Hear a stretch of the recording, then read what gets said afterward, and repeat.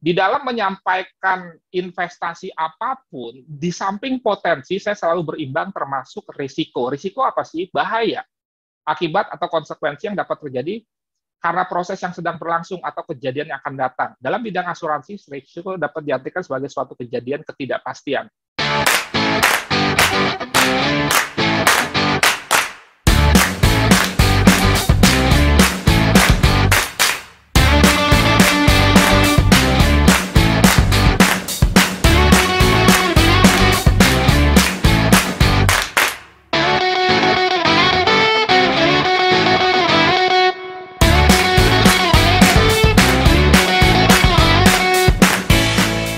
Jadi, kalau ada ketidakpastian, pasti ada risiko. Ini tolong dipahami. Ini global ya, investasi apapun. Sekali lagi saya ulang, kalau ada ketidakpastian, pasti ada risiko. Masalahnya begini loh, apa di dunia ini ada yang pasti? Nggak ada. Nah ini, saya selalu memberikan ilustrasi bahwa yang pasti itu mati. Betul. Serem banget malam-malam ngomongin itu. Harus, supaya Anda bisa mudah menerimanya. Yang pasti itu mati. Tetapi pertanyaannya, di mana kita mati? Kapan kita mati? Dengan cara apa kita mati? Tidak pasti. Betul nggak? Jadi, investasi apapun pasti ada risikonya. Sehingga buanglah pikiran-pikiran atau mindset atau pertanyaan, ini pasti profit nggak? Nggak ada yang bisa berikan kepastian. Dan begitu ada ketidakpastian, maka timbullah resiko secara otomatis. Makanya, supaya mobil kita nggak hilang, supaya kita nggak ditabrak, kita nggak nabrak, kita asuransikan. Kenapa? Untuk menghandle resiko. Kalau kita pasti sehat, kita nggak perlu asuransi kesehatan, kan? Tapi masalahnya tiba-tiba kita bisa saja kena yang disebut usus buntu, masuk rumah sakit 25 juta, coba kalau nggak pakai asuransi. Saya nggak jualan asuransi, memberikan konsep supaya Anda paham, kalau alumni TTS udah paham ini. Kemudian Warren Buffett bilang, resiko datang dari ketidaktahuan. Terus kalau tahu, ini saya agak kurang setuju juga nih kalau ditelan bulat-bulat. Memang kalau tahu resiko, maka resikonya jadi hilang. Enggak juga, resiko akan selalu ada. Demikian juga dalam cryptocurrency. Jelas ya? Jadi jangan minta tanpa resiko. Kalau Anda minta tanpa resiko, deposito.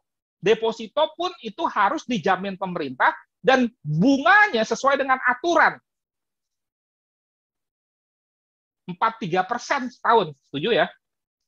Nah, resiko itu ada dua. Menurut saya, sebetulnya sih banyak.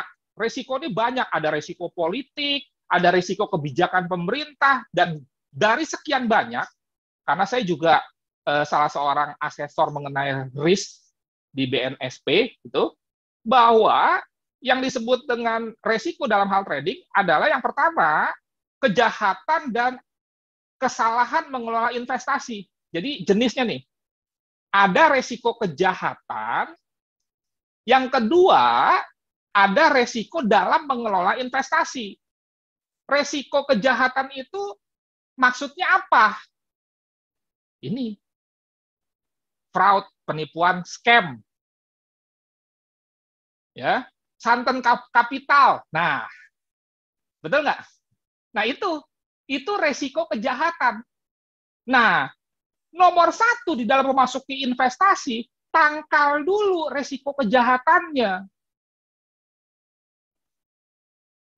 Nggak enak kan uang kita hilang bukan karena salah kita. Di samping tetap setelah resiko kejahatan itu kita handle, ada resiko kesalahan mengelola investasi.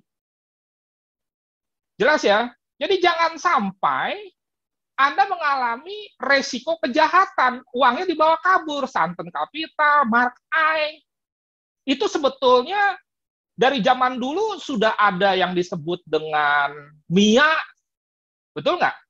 Nah, MIA fintech dan lain sebagainya. Nah, ini nomor satu harus tahu dulu, ini aman nggak? Bukan ini profit apa enggak? Nanti dulu. aman atau tidak dulu, nomor satu. Oke, baru yang kedua, setelah Anda terhindar dari resiko kejahatan, jangan sampai Anda mengalami resiko dalam mengelola investasi. Salah. Nah, untuk itu bagaimana menghindari resiko ini? Nggak ada kata lain, belajar. Nah, ini sedikit info ya. Belajar, nggak ada kata lain dong. Betul nggak? Ya, kita harus tahu nih, bagaimana menghandle resiko itu. Belajar. Kalau Anda bisa belajar sendiri, silahkan. Kalau Anda nggak bisa belajar sendiri, ya cari mentor. Simple. Sesimpel itu. Ya. Sekali lagi, materi banyak. Tapi masalahnya, banyaknya materi ini bisa tetap nggak dipelajari, langsung aja investasi, bisa juga dipelajari, tapi memang nggak mampu untuk mencerna sendiri, cari mentor. Apa saja yang harus Anda ketahui di dalam investasi, khususnya bidang trading? Ya, Anda harus tahu pondasinya, mindset, mekanisme pergerakan harga, time management, Anda harus tahu teknikalnya, Anda harus tahu fundamentalnya, Anda harus tahu sentimentalnya. Di dalam trading forex gold, saya mengetahui semua, dan para alumni udah tahu semua. Di dalam trading cryptocurrency, saya mengetahui fondasi, teknikal, fundamentalnya terus terang saya belum tahu. Sentimentalnya sedang saya pelajari. Nah, itu cara menghandle resiko. Lanjut, masuk. Ya. Sekarang, di dalam cryptocurrency, secara prinsip ada dua produk. Ada koin, ada token. Anda harus paham nih, apa sih bedanya koin atau token? Ini Anda foto aja supaya lebih cepat. Intinya bahwa kalau koin itu adalah aset digital yang memiliki blockchain-nya sendiri. Seperti Bitcoin yang bekerja di blockchain Bitcoin. ETH bekerja di blockchain ETH. Ya, dibuat melalui proses mining atau penambangan dengan mekanisme proof of work dan proof of stake. Nah, ini nih, koin. Nah, kalau token itu diterbitkan oleh suatu project yang kemudian bisa digunakan untuk pembayaran agar dapat menikmati layanan yang disediakan oleh proses tersebut. Token dibuat dengan aplikasi terdesentralisasi. Terhosting biasanya tidak selalu di ETH. Jadi sebagian besar token itu di ETH. Oke? Di ETH misalkan pengembang biasanya mengacu pada standar ERC20. Nanti Anda kalau dalam melakukan transfer dan lain sebagainya, Anda menemukan RC20 apa sih? Itu token, bukan koin. Agar token-token mereka itu bisa saling operasi dengan aplikasi lainnya di jaringan blockchain ETH tadi. Selain itu terdapat juga standar yang lain ya, misalkan NFT ya. Terus di samping sebagai stablecoin, jadi token ini salah satu fungsinya bisa stablecoin. Contoh stablecoin itu apa? USDT. Nah, itu contohnya tuh. Jadi sejatinya dia bukan untuk cari profit nih. Sejatinya ya. Nah, USDT kalau di toko kripto nanti BIDR dia stablecoin. Penyetabil aja, bukan untuk sebetulnya kita mendapatkan profit. Nah, kemudian juga ada NFT. Salah satu fungsi dari token yang memiliki arti bahwa nilai suatu aset tidak bisa digantikan oleh benda lain yang memiliki satuan serupa. Jadi nggak bisa digantikan, spesifik. Maksudnya nggak bisa digantikan gimana sih? Gini loh contoh. Kalau Anda punya uang 10.000, itu kan bisa digantikan dengan uang 1.000 10 lembar, betul nggak? Nah, kalau NFT ya, yang tadi saya katakan di sini, itu nggak bisa. Jelas ya? Jadi, salah satu NFT ini bahkan bisa menjadi koleksi seni. Cuitan bos Twitter pertama, itu kan tidak bisa digantikan. Itu nilainya sampai miliaran loh. Silakan Anda cek di Google. Itu NFT. Oke? Sedangkan saat ini ribuan token yang beredar, mulai dari yang stablecoin, Tether, USDT itu misalkan. Nah, sekarang tujuan serta kegunaan dari keduanya memiliki perbedaan. Koin memiliki karakteristik seperti uang, sehingga dapat dijadikan sebagai alat pembayaran dan investasi. Sedangkan token biasanya, ini kapital ya, biasanya nih, digunakan sebagai alat tukar ketika menjalankan sebuah layanan project yang menyediakan token. Walaupun token memiliki nilai pasar, namun teknisnya token bukanlah mata uang. Kesimpulannya, koin diciptakan dari jaringan blockchain tertentu, token berasal dari platform-platform. Ini agak ribet dibandingkan dengan forex gold ya, tetapi santai aja. Yang penting Anda tahu bahwa sejatinya ya, bahwa koin itu digunakan untuk proses pembayaran, token bukan nggak bisa, lebih cocok digunakan untuk keperluan yang lebih beragam. Ya, penciptaan koin lebih sulit daripada token. Kenapa? Karena token numpang di blockchain-nya koin. Ya, koin berasal dari blockchain, sementara token hanya menumpang. Oke, ini sekedar tahu saja. Nah, sekarang salah satu cara untuk bisa menghandle resiko di dalam kesalahan mengelola investasi adalah kan tadi dengan belajar. Jelas ya, kalau mampu belajar mandiri, kalau nggak mampu cari mentor. Nah, salah satu yang dipelajari adalah produknya itu sendiri. Mungkin kalau di forex hanya terbatas misalkan 29 pair. Kalau di Bitcoin ini kalau di cryptocurrency ada 4.000 koin. Jadi memilih koin itu juga merupakan salah satu hal yang perlu kita ketahui. Jelas ya? Nah, inilah 10 koin dengan kapitalisasi pasar terbesar di dunia. Ini datanya ada nih. Anda tinggal cek aja. Nah, sehingga dengan demikian begini loh. Kalau Anda mau lebih aman, terlepas dari potensi profitnya ya, maka pilihlah koin-koin yang paling tidak 30 atau 20 besar. Itu maksud saya. Jangan pilih koin-koin micin. Kalau di saham, seperti saham gorengan. Nah, kalau di saham ya blue chip. Kalau di cryptocurrency, kita pilihlah 30 saham terbesar. Itu aja. Ya. Kalau Anda pilih yang misalkan saham 100 besar, yang urutan 100 dalam hal kapitalisasi ya memang Anda sih bisa aja tiba-tiba koin itu melejit. Tapi bisa juga tiba-tiba jadi nol.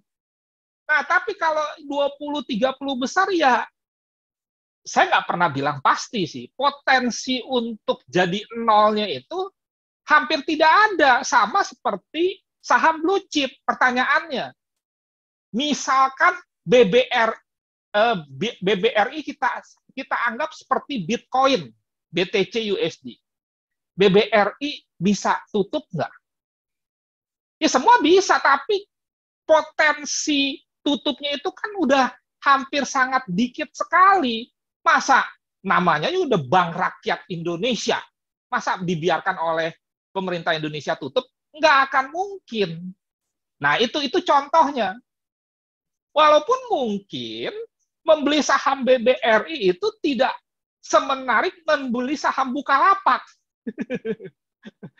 Nah, tapi kan balik lagi, benarkah secara real Bukalapak itu masih bisa bersaing dengan Topet? Contoh ya ini ya, dengan Shopee umpamanya. Nah, ntar dulu, kapitalisasinya gimana? Kalau ini nyata, makanya udahlah, nggak usah aneh-aneh, cari aja lah yang 30 besar. Ini ada linknya ya. Ini diklik.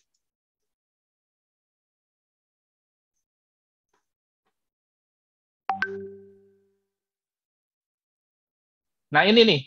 Ini ada bahasa Indonesianya. Coin market cap.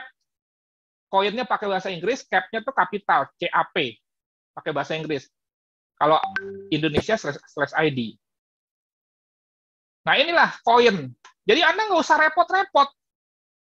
Koin mana ya yang kita pilih? Ya udahlah. Pilih aja 30 atau 20 atau 10, terserah. Ini aman, koin ini.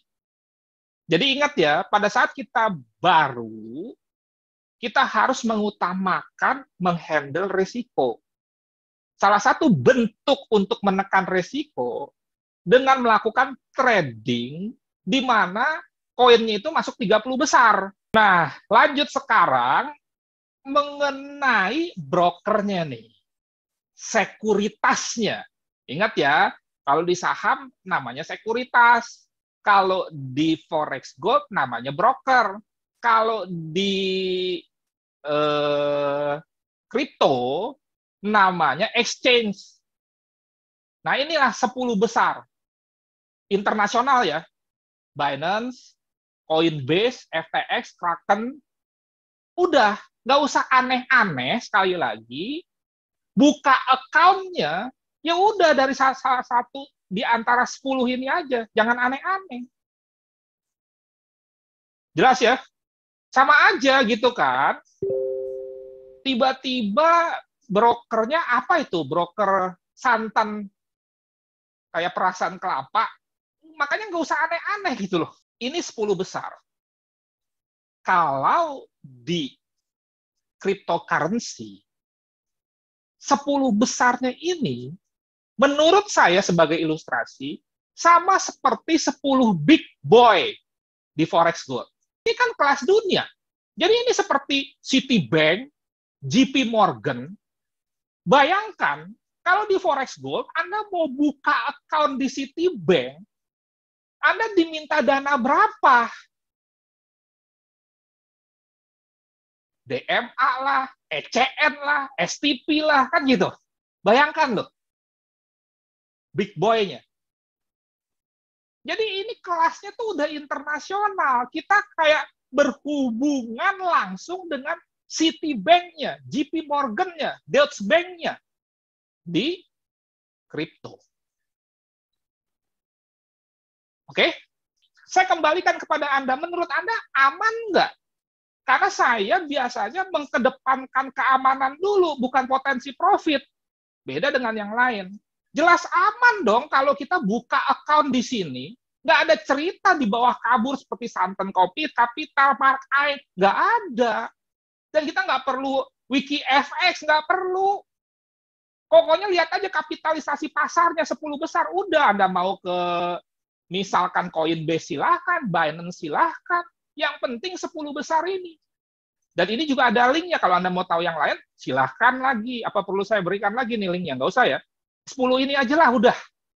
Ya. Nah, sekarang lanjut. Ya. Tapi kan coach, 10 ini kan internasional. Enggak terregulasi Bapepti. Oke, saya kasih nih yang sesuai terregulasi Bapepti. Nih, ada 13. Toko kripto, Pintu, Luno, Indodax. Tetapi saya tidak dibayar oleh toko kripto, tidak. Tapi saya merekomendasikan toko kripto. Bukan berarti yang lain jelek ya. Kenapa? Karena toko kripto, menurut keterangan yang saya terima, anak perusahaannya Binance. Anda perhatikan. Kalau Anda buka toko kripto, ada logo Binance nggak? Ingat ya, saya nggak bilang yang lain jelek, nggak ada saya ngomong. Tapi karena saya tahu Binance itu nomor 1, number 1. Kalau kita bicara skor tuh segini. Dan dia yang saya tahu, ya, mensupport toko kripto. Jadi layanan teknologi di dalam blockchain-nya Binance itu dinikmati oleh toko kripto. Tidak yang lain. Jelas ya? Ada logo Binance kan di toko kripto? Nah, jadi lihat ya, saya ingin mengajak Anda untuk mengutamakan keamanan dana dulu. Dan ini Anda harus tahu dulu gitu loh. Dan ceritanya tuh lengkap. Jangan asal di sana. Dasarnya apa? Toko kripto, dasarnya 1, terregulasi Bapepti. 2, dia anak perusahaan Binance. Citibank-nya forex cryptocurrency, gampangnya begitu. Saya berlebihan nggak sih? Benar nggak logika? Saya senang memberikan ilustrasi supaya orang paham gitu. Benar nggak saya bilang Citibank-nya kripto? Kalau kita bicara Forex Gold, kan nomor satunya Citibank. Sampai sini bisa diterima? Jadi Anda udah tahu ya, bukan saya mengarahkan loh. Jangan, wah, Coach Novi di-endorse nih sama toko kripto. Kalau setelah ini toko kripto meng-endorse saya, puji Tuhan. Gitu loh. Tapi sejauh ini enggak. Kenapa? Karena saya memberikan logika, itu aja. Anda buka toko kripto, udah jelas ada logo Binance. Nggak usah aneh-aneh, itu aja. Jadi udah, kalau memang benar-benar mau terregulasi Bapepti, toko kripto. Bisa nggak, Coach, nanti dari toko kripto kita transfer ke Binance? Kira-kira menurut Anda gimana? Tolong respon. Bisa, jelas. Bisa. Kenapa? Bisa banget. Nanti ada menu transfer Binance. Di yang lain nggak ada.